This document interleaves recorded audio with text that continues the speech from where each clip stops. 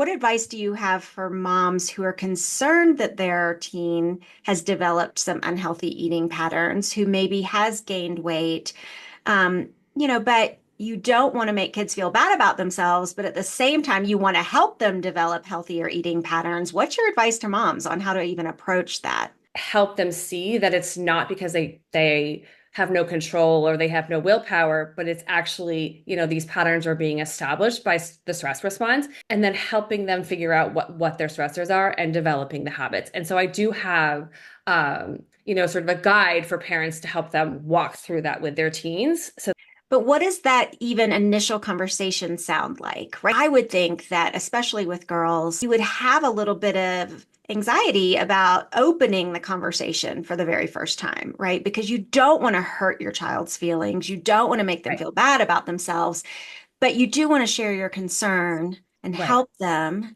So, like, So what does if that first sentence even sound like? So I think the best way to approach it if your teen isn't coming to you about a concern is, I'm noticing that you're doing this, and I would like to have a conversation with you about sort of the underlying root cause of why you're doing that.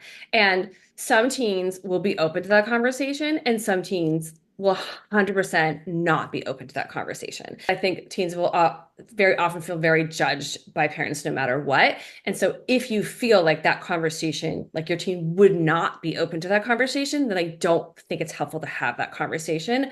I think the best route for a parent would be just to model having a healthy relationship with food.